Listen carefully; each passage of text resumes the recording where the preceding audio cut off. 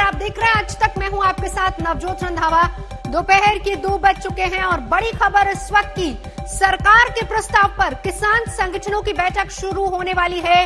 कल 10वें दौर की बातचीत है। सरकार ने किसानों को प्रस्ताव दे दिया है, कानून को 1.5 साल के लिए टाल देने की बात कही है और एक कमेटी भी बनाने की बात कही गई है।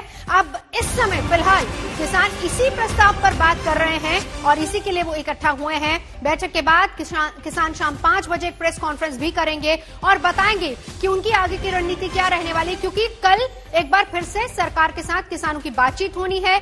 और वहीं दूसरी तरफ ट्रैक्टर ट्रॉली रैली को लेकर भी किसानों और पुलिस के बीच बेनतीजा रही बातचीत और किसान दिल्ली में रिंग रोड पर ट्रैक्टर रैली निकालने को लेकर अड़े हैं, जबकि पुलिस ने कहा कि रैली की इजाजत यहां पर नहीं दी जा सकती है। सरकार इस बात पे अड़ी है कि वो रिंग रोड पे हमें नहीं करने देंगे परेड, और हम इस बात पे अड़े हैं कि हम वहीं करेंगे, इससे ज्यादा कुछ नहीं। जैसा राज्यपाल जी ने कहा, सरकार इस मीटिंग में इस जिद पर कायम है कि आप 26 जनवरी को कुछ भी करेंगे, दिल्ली के अंदर आके आप परेड नहीं कर सकते। और हमने स्पष्ट कर दिया है कि देश भर से जो किसान आ रहे हैं वो 26 जनवरी को गणतंत्र की इज्जत बनाने को, तिरंगे की शान बढ़ाने को, अपनी राष्ट्रीय राजधानी के अंदर आकर ही परेड करेंगे। ये हमने स्पष्ट कर दिया है। टकराव की स्थिति नहीं है। मुझे पूरा विश्वास है कि सरकार को सद्बुद्धि आएगी और हम दिल्ली के अंदर आके अपना गणतंत्र दिवस की इज्जत बढ़ाने के लिए ये जो परेड करना चाहते हैं ये कर पाएंगे, मुझे विश्वास है।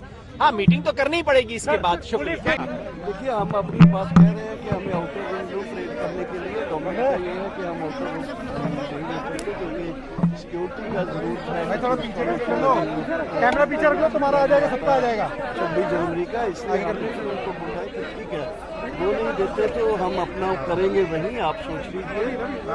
कि हम देखते हैं कि दिल्ली के अंदर कुछ रूप बनता है तो बना के, यानी सीधे तौर पर कहें कि वो अनुमति नहीं दे रहे। अगला एक्शन प्लान क्या रहने वाला है? जिस तरह से वो कह रहे हैं कि आप आउटर रिंग रोड पर, अगला एक्शन प्लान है हमारा, परेड होगा दिल्ली के अंदर ही होगा। सीधा चलेंगे। मेरे 2 सहयोगी इस वक्त हमारे साथ जुड़ चुके हैं। हिमांशु मेरे सहयोगी सिंगू से जुड़ चुके हैं, गाजीपुर से कुमार कुणाल मेरे साथ है। सबसे पहले सिंगू, आपके पास आना चाहूंगी। हिमांशु मिश्रा, सिंगू बॉर्डर पर आप हैं, वहीं पर जहां अभी किसानों की बैठक शुरू होने वाली है, क्या हलचल वहां से? देखिए, किसान यहां से जो मीटिंग करके गए, इसके अलावा जो कल जो सरकार का प्रपोजल आया है उस पे दोनों मुद्दों पे उनकी बैठक होनी है। इसके पहले किसान जो यहां आए थे वो भी अब पहुंच चुके हैं सिंगू बॉर्डर और सारे किसान आपस में अब बैठ के बात करेंगे। एक सबसे पहले जो यहां पर जो पॉइंट है कि क्या जो सरकार ने प्रस्ताव दिया है उस पे कितने लोग राजी होते हैं या उस पे क्या एक मत निकल करके आ पाता है किसानों का, क्योंकि ये बहुत बड़ा पॉइंट है कि क्या एक मत हो पाते हैं सभी लोग। और सरकार अब निगाह लगा के बैठी हुई है, वो इंतजार कर रही है कि किसान लोग क्या निष्कर्ष निकालते हैं, क्या बातचीत का नतीजा निकलता है, उसके बाद सरकार को इनको इन्फॉर्म करेंगे। दूसरी चीज, जो गतिरोध ट्रैक्टर रैली को लेकर के 26 जनवरी की चल रही है, वो गतिरोध भी अभी ऐसे ही बना हुआ है। किसान लोग जहां पर जो पहुंचे थे, पुलिस ने उनके सामने 3 ऑप्शन रखे थे कि या तो आप के बाहर कर लीजिए, दिल्ली के बाहर जो पूरा है हम वहां पर सुरक्षा प्रोवाइड कर देंगे, वो पूरा इलाका आप इस्तेमाल कर सकते हैं जो केएमपी एक्सप्रेसवे है, या फिलहाल आप 26 जनवरी की सुरक्षा को ध्यान में रख के उसको रद्द कर सकते हैं, या कुछ किसानों का छोटा छोटा जत्था हो जिनका हर एक की जानकारी हो और वो कई जगह निर्धारित करके वहां पर एक एरिया में इसको किया जा सकता है। लेकिन किसान जो बाहर निकले मीटिंग से करके, तो उनका ये साफ तौर पे कहना था, चाहे योगेंद्र यादव हो या युद्धवीर जी हो, सभी लोगों का यही कहना था कि आउटर रिंग रोड पे वो अपनी रैली निकालना चाहते हैं। आगे बातचीत का रास्ता खुला हुआ है, ऐसा किसान कह के गए हैं, लेकिन किस तरीके से ये निष्कर्ष क्या निकलेगा ये अभी साफ नहीं हो पा रहा, इस बातचीत जो अभी तक हुई है। बिल्कुल हिमांशु, लौटी आपके पास कुमार कुणाल मेरे साथ जुड़ चुके हैं गाजीपुर में, क्योंकि राकेश टिकैत ने तो क्लियर कह दिया था कि देखिए रैली तो हम निकालेंगे, और आज जिस तरीके से सज धज कर वो आए थे उससे तेवर भी साफ है कि आगे क्या कुछ किसान करने वाले हैं। तो क्या लग रहा है, किस तरीके से अब 26 तारीख को रणनीति किसानों की बनेगी? देखिए, टकराव तो साफ दिखाई पड़ रहा है नवजोत कि किसान इस बात से कम पर मानने को तैयार नहीं है कि दिल्ली वो कूच करेंगे। दिल्ली में एंट्री निश्चित है। कह रहे हैं पुलिस रास्ता निकाल करके दे, किस रास्ते पर जाना है, कैसे जाना है, सहयोग करने को तैयार किसान भी हैं, उनके वॉलंटियर भी हैं। तमाम लोग साथ मिलकर के रैली को सफल बनाने में हिस्सेदार हो, कोई विघ्न नहीं आएगी, ऐसा कहना है। लेकिन यहाँ किसान जो हैं वो क्या कर रहे हैं? पुलिस कह रही है दिल्ली में आप एंट्री नहीं करो, बाहर कर लो, यूपी में कर लो ट्रैक्टर रैली। क्या लगता है? हम तो दिल्ली के लिए ही आए हैं और दिल्ली के लिए ही 3 लाख ट्रैक्टर चल दिए हैं। वो यहाँ पे पहुंच जाएंगे और सबको जो है दिल्ली में एंट्री देनी पड़ेगी, पुलिस को एंट्री देनी पड़ेगी। लेकिन बात यह भी है ना कि अगर उस दिन 26 जनवरी की परेड है, सेना की परेड है, तो एक व्यवस्था के हिसाब से होना चाहिए। नहीं, व्यवस्था हमारी रहेगी, शांतिपूर्ण तरीके से रहेगा। हमारा कोई ऐसा थोड़ा ही है दिल्ली प्रदर्शन करना, हमें दिल्ली अपना परेड करनी है, करेंगे हम। सरकार परेड कर रही है, हम भी करेंगे, हम भी तो शामिल हैं उसमें। तो यहाँ से बात जो निकल के आ रही है नवजोत, वो यही है कि सरकार की परेड में उनको कोई भी दखल नहीं देना है। अपनी परेड है, रूट अलग है, दिशा अलग है। सिर्फ पुलिस को अपनी जिद छोड़नी है कि हमें वो मंजूरी दे, हम भी शांतिपूर्वक परेड करना चाहते हैं। सहयोग, सहायता सब कुछ यहाँ से मिलेगा। लेकिन इस बात पर टिके हुए हैं कि दिल्ली जाएंगे और दिल्ली की सड़कों पर ही परेड होगी। यही बात वो कह रहे हैं कि दिल्ली जाने के लिए ही आए हैं। अब देखिए, बड़ी बात यहाँ पर हिमांशु ये भी है कि किसानों ने कहा कि अगर हम ट्रैक्टर रैली निकालेंगे तो उसमें न सिर्फ किसानों का झंडा होगा बल्कि साथ ही साथ तिरंगा झंडा भी होगा। तो ऐसे में किसी तरह की आपत्ति नहीं होनी चाहिए। और जो क्लॉज जो तमाम पॉइंटर्स किसानों की तरफ से दिए गए हैं पुलिस को, उसमें कुछ चीजें ये भी शामिल है कि आउटर रिंग रोड पर होगी, किसी तरह की कोई खलल नहीं होगा, जो परेड राजपथ पर चल रही होगी उसमें। और जब वो परेड खत्म होगी तब किसानों की वहां से परेड शुरू होगी। हिमांशु, देखिए, ये जो पूरा इलाका है नवजोत, ये आउटर रिंग रोड का ये 50 किलोमीटर से लंबा पूरा स्ट्रेच है। और जिस तरीके की सुरक्षा 26 जनवरी को होती है, पुलिस वही समझाने की कोशिश कर रही है। इसीलिए यहाँ पर देखिए, जो एक स्पेशल सीपी रैंक का अफसर जो लॉ एंड ऑर्डर दिल्ली का संभालते हैं वो पहुंचे हुए थे, और एक स्पेशल सीपी जो इंटेलिजेंस है वो यहाँ पर पहुंचे हुए थे। 26 जनवरी को लेकर के किस तरीके के थ्रेट परसेप्शन होते हैं, किस तरह की थ्रेट कॉल्स होती हैं, उसके बारे में कितनी सुरक्षा की जरूरत होती है, बॉर्डर्स पे कैसे चेक्स बढ़ाए जाते हैं, वो पिछले साल के भी जो लगातार सिक्योरिटी के जो इंतजाम रहे उसके बारे में बताया गया। ये समझाने की कोशिश की जा रही है कि 26 जनवरी पर दिल्ली पुलिस का एक बड़ा जो अमला है वो लगातार राजपथ और आसपास की सिक्योरिटी में और बॉर्डर्स की सुरक्षा में बिजी रहता है। ऐसे में अगर किसान इतनी बड़ी संख्या में दिल्ली में एंटर करते हैं और ये स्ट्रेच इतना लंबा है जो आउटर रिंग रोड का है, उनको कंट्रोल करने के लिए फोर्स एक तो नहीं हो पाएगी, दूसरा लॉ एंड ऑर्डर की सिचुएशन के बारे में कुछ भी नहीं कहा जा सकता है। तो पुलिस यही समझाने की कोशिश कर रही है कि या तो आप अपने परेड को दिल्ली के बाहर रख ले, क्योंकि दिल्ली में 26 जनवरी के दिन कई सारी चीजें होती हैं, कई सारी दिक्कत होती है, फोर्स अलग बिजी होती है। तो इन चीजों पर अभी गतिरोध बना हुआ है। देखते हैं कि आगे, क्योंकि जब हमारी बात हुई यहाँ से, जब किसान निकल रहे थे, योगेंद्र यादव भी निकल रहे थे, हमने पूछा तो उनका कहना था नहीं, अभी बातचीत का वक्त है, अभी बातचीत आगे होगी। बिल्कुल जी, चलिए बातचीत जारी है फिलहाल। लेकिन 26 जनवरी को किसान अड़े हैं ट्रैक्टर रैली को लेकर और ट्रैफिक पुलिस ने अपनी दलीलें दी हैं। दोनों आप नजर बनाए रखिए। और इस बीच हम आपको ये भी दिखाते हैं कि आखिर किसान क्या चाह रहे हैं, बातचीत जो हुई है उसके बाद क्या कुछ आगे हो सकता है, यानी कि 26 तारीख की रणनीति क्या कुछ हो सकती है। देखिए, सरकार ने दिया है कानूनों पर 1.5 साल रोक का प्रस्ताव। इसी को लेकर 2 बजे का वक्त था जब सिंघू बॉर्डर पर बैठक होनी थी। इस दौरान कमेटी बनाकर आपत्तियों पर हम चर्चा भी करेंगे, सरकार कह रही है, यानी कि समाधान और बीच का रास्ता जिसका इंतजार सभी को है। कृषि मंत्री ने कहा है कि कमेटी की सिफारिशों को लागू किया भी जाएगा और ये पूछी जाएंगी, किसानों को भी इन्वॉल्व इसमें किया जाएगा। किसानों और सरकार के बीच 10वें दौर की चर्चा हुई है और इस बीच सरकार ने दिया है कानूनों पर 1.5 साल की रोक का प्रस्ताव भी। लेकिन क्या किसान मानेंगे या नहीं, इसको लेकर फिलहाल बैठक हो रही है। और बंगाल में चुनावों से पहले मानो हिंसा का दौर शुरू हो चुका है।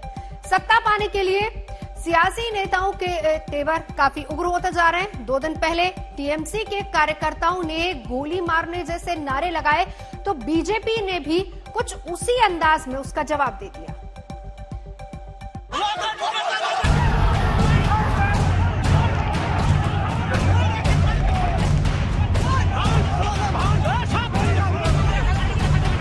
कोई माँ का लाल पैदा नहीं हुआ जो ममता से टकराएगा। जय श्री राम, जय श्री राम, जय श्री राम। सुनो बीजेपी वालों, दूध मांगो तो खीर देंगे, अगर बंगाल मांगो तो छीड़ देंगे। तृणमूल के गद्दारों को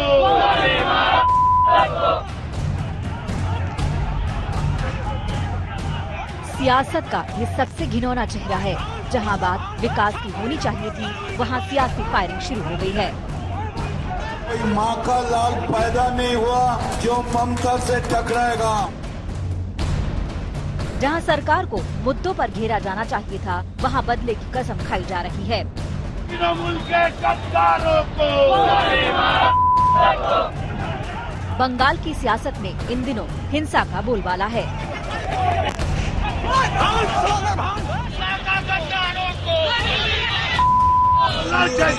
मार देंगे, काट देंगे, तोड़ देंगे, फोड़ देंगे। जीत के लिए सियासत शब्दों की मर्यादाएं लांघ रही है। सत्ता की लड़ाई में हिंसा को हथियार बनाया जा रहा है। टीएमसी के गोली मारने वाले नारे का जवाब देने में बीजेपी ने तनिक भी देर नहीं की। बुधवार को हुगली में शुभेंदु अधिकारी के रोड शो में गोली का बदला गोली से देने का नारा लगाया गया था। रोड शो में जय श्री राम का नारा गूंजा, फिर गद्दारों को गोली मारने का।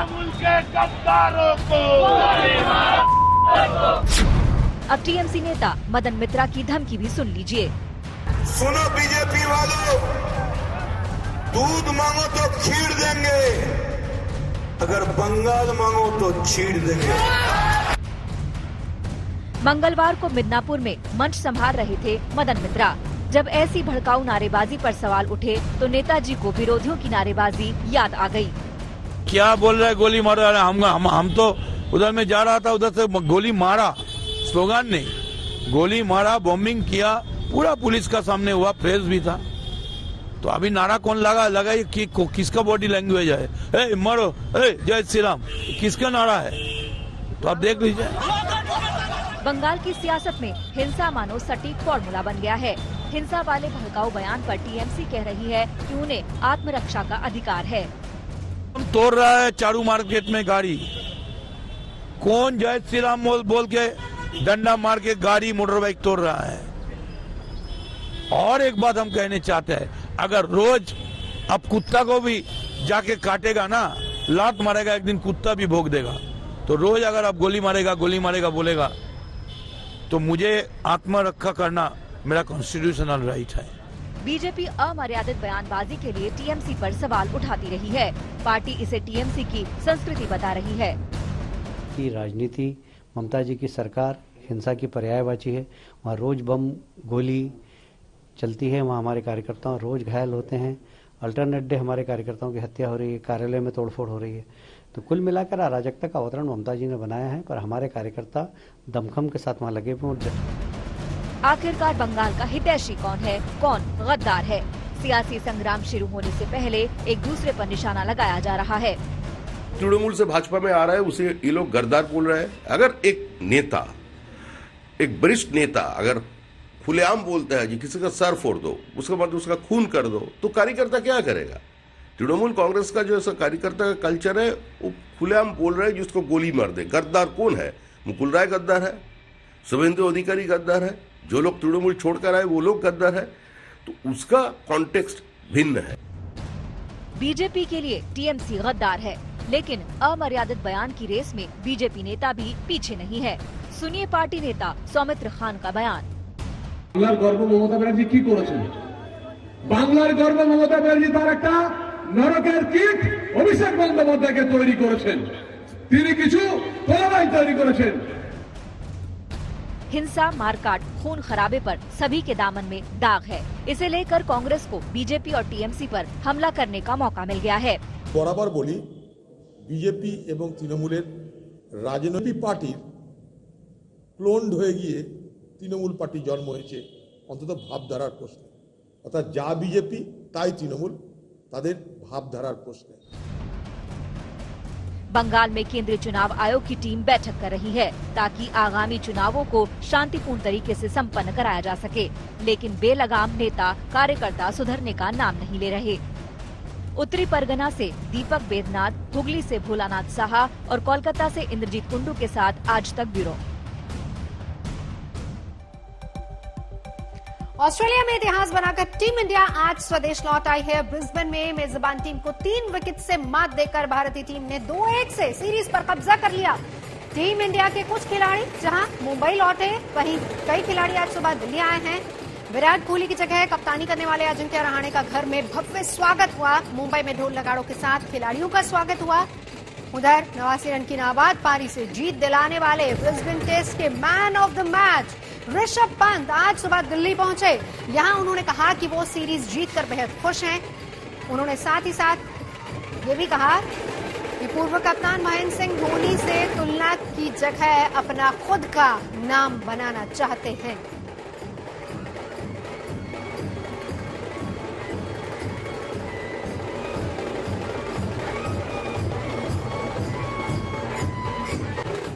तो तस्वीरें टीम इंडिया घर लौटी, जोरदार स्वागत टीम इंडिया का। इतिहास बनाकर लौटी है टीम इंडिया, 2-1 से सीरीज पर कब्जा किया। जबरदस्त ढोल नगाड़ों के साथ स्वागत हुआ टीम इंडिया का। 3 तस्वीरें, ढोल नगाड़े, मिठाइयां खिलाई जा रही हैं, पुष्प वर्षा हो रही है। स्वागत टीम इंडिया का। जीत के बाद घर लौटी टीम इंडिया और ढोल नगाड़ों के साथ स्वागत जीत के बाद जब टीम इंडिया घर लौटी किस तरीके से। और ऋषभ पंत की घर की तस्वीरें भी हम आपको दिखा रहे हैं, वो भी किस तरीके से वहां पर भी उनका स्वागत हुआ। 3 तस्वीरें, जीत के बाद लौटी टीम इंडिया, ढोल नगाड़ों से स्वागत, हर तरफ टीम इंडिया की बल्ले बल्ले।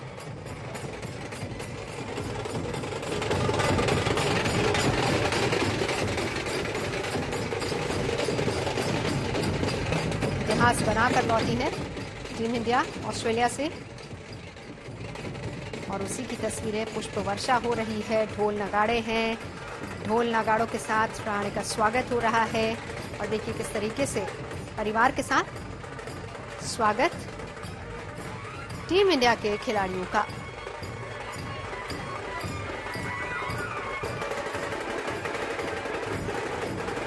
एयरपोर्ट पर जोरदार स्वागत, टीम के कुछ खिलाड़ी मुंबई पहुंचे, कुछ दिल्ली पहुंचे, दोनों जगहों पर भव्य स्वागत हुआ टीम इंडिया के खिलाड़ियों का। परिवार के बीच फूलों के साथ, ढोल नगाड़ों के साथ स्वागत टीम इंडिया का। जीत के बाद क्योंकि लौटी है वतन टीम इंडिया, कहीं ढोल नगाड़े बज रहे हैं, कहीं मिठाइयां खिलाई जा रही हैं। जोश में लोग भी और जोश में टीम इंडिया के खिलाड़ी भी, क्योंकि ऑस्ट्रेलिया में इतिहास बनाकर लौटी है टीम इंडिया।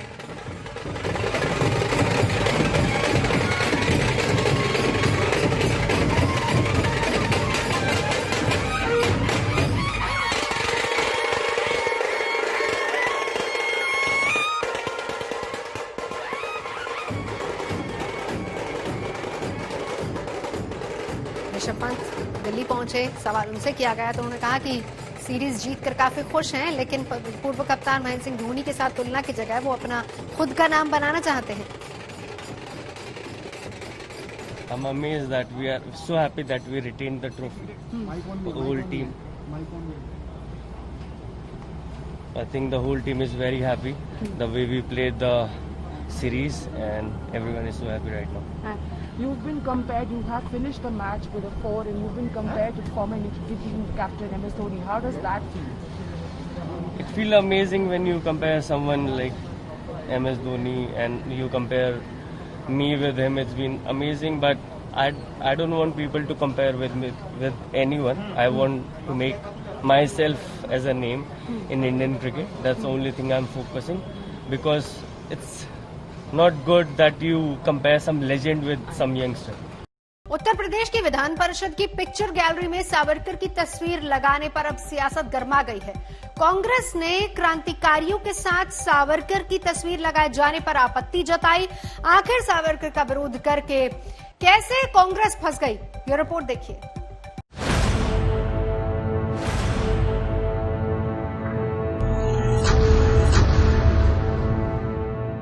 एक बार फिर सावरकर के अतीत का पन्ना कांग्रेस ने खोला और वर्तमान में भारतीय जनता पार्टी पर निशाना साधा। अब की बार हमला राहुल गांधी ने नहीं बल्कि उनकी पार्टी के एमएलसी की तरफ से बोला गया। मामला उत्तर प्रदेश के विधान परिषद में लगाई गई सावरकर की तस्वीर का है। मंगलवार को योगी ने पिक्चर गैलरी का लोकार्पण किया था, लेकिन गैलरी में सावरकर के चित्र पर कांग्रेस को आपत्ति है। कांग्रेस के एमएलसी दीपक सिंह ने कहा कि जिस गैलरी में देश के क्रांतिकारियों के चित्र हैं, उसी गैलरी में रिहाई के बदले अंग्रेजों से माफी मांगने वाले सावरकर का चित्र क्यों लगाया गया? कांग्रेस के नेता और कांग्रेस के एमएलसी, ये सब लोगों को इतिहास पता ही नहीं है। ये इतिहास सीमित रखना चाहते हैं परिवार तक की। कांग्रेस के एमएलसी को तो इतना ही देख लेना चाहिए जो उनकी नेता इंदिरा गांधी जी ने कहा था जब डाक टिकट दिया था, कहा था कुछ भी हो जाए, मगर एक बड़े योद्धा थे, इन्होंने राष्ट्रभक्ति की गाथाएं लिखी हैं, ये सब उन्होंने कहा। कांग्रेस को अब जो राष्ट्रभक्त हैं इस देश के, जिनका इतिहास में नाम होना चाहिए था, उनको अपमान करना बंद करना चाहिए। कांग्रेस एमएलसी की तरफ से विधान परिषद से सावरकर की तस्वीर हटाने के लिए परिषद के सभापति रमेश यादव को चिट्ठी लिखी। सभापति रमेश यादव ने सावरकर की तस्वीर वाले मुद्दे पर विधान परिषद के प्रमुख सचिव को तथ्यों की जांच कर कार्यवाही करने का निर्देश दिया है। सावरकर की तस्वीर पर कांग्रेस के विरोध पर बीजेपी ने मोर्चा संभाला। कांग्रेस को इंदिरा गांधी की टिप्पणी याद दिलाई। जो यातनाएं सावरकर को दी गई, जिस तरह से उनका उत्पीड़न हुआ और जिस तरह से उनको लांछित करने का प्रयास किया गया, वो अपमानजनक है, त्रासद है। तब एक दो दलों के ऐसा कहने से कि इनका फोटो नहीं लगाया जाना चाहिए, ये एक राजनीतिक टिप्पणी है, इसे गंभीरता से लेने की आवश्यकता हम नहीं समझते। बीजेपी ने कांग्रेस पर क्रांतिकारी और राष्ट्रभक्ति सावरकर के अपमान का आरोप लगाया, लेकिन कांग्रेस की प्रतिक्रिया नहीं बदली। आजादी के आंदोलन में सावरकर जी की भूमिका को लेकर के पहले से ही गंभीर प्रश्न खड़े हैं। ये अपने आप में सच है कि सेलुलर जेल से उन्होंने कई बार माफीनामे लिखे। ये भी अपने आप में सच है कि माफी मिलने के बाद श्री सावरकर जी को लगातार पेंशन भी मिलती रही। भले ही कांग्रेस के नेता सावरकर के अतीत पर सवाल उठा रहे हों, लेकिन हकीकत ये भी है कि खुद इंदिरा गांधी ने सावरकर के सम्मान में कहा था कि वो वीर योद्धा थे। और तो और इंदिरा गांधी ने सावरकर का डाक टिकट जारी करवाया था। मनमोहन सिंह ने भी सावरकर की विचारधारा का विरोध किया, लेकिन उन्हें महान क्रांतिकारी बताया। अब सवाल है कि आखिर कांग्रेस में इस मुद्दे को लेकर कंफ्यूजन क्यों है? महाराष्ट्र विधानसभा चुनाव के दौरान भी विवाद हुआ था, जब बीजेपी की तरफ से सावरकर को भारत रत्न दिलाने की मांग की गई थी। आपको बता दें कि ये फैक्ट है कि सावरकर ने रिहाई के लिए चिट्ठी लिखी थी। उस चिट्ठी को लेकर कहा जाता है कि सावरकर ने अंग्रेजों से माफी मांगी थी, लेकिन इस दलील के पीछे सावरकर के समर्थक दूसरा तर्क देते हैं। तर्क ये कि सावरकर ने माफी अपने लिए नहीं बल्कि उन सभी राजनीतिक बंदियों को आजादी दिलाने के लिए मांगी थी जो जेल में बंद थे। कुमार अभिषेक, लखनऊ, आज तक। पश्चिम बंगाल की सियासत जोड़ तोड़ से अब तोड़फोड़ की तरफ पहुंच गई है। पार्टी जहां महापुरुषों को लेकर सियासी कार्ड खेल रही है, वहीं अब पश्चिम बंगाल में मूर्तियां अराजक तत्वों के निशाने पर हैं, जहां माहौल बिगाड़ने की पूरी कोशिश की जा रही है।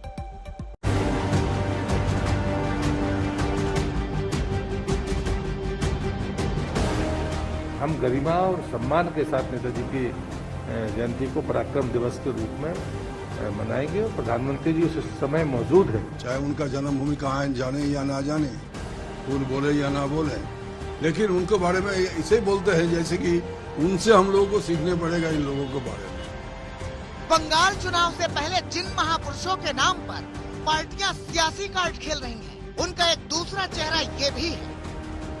हिंसा, हत्या और बदजुबानी के बीच सियासत मूर्तियों को तोड़ने तक पहुंच चुकी है।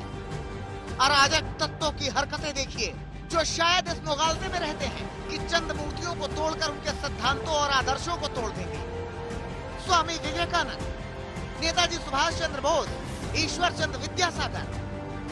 पश्चिम बंगाल के पूर्व मिदनापुर में प्राथमिक विद्यालय में लगे अलग अलग महापुरुषों की 6 मूर्तियां तोड़ी गई, जिनका मकसद इलाके में अपने वोट बैंक को साधना बताया जा रहा है।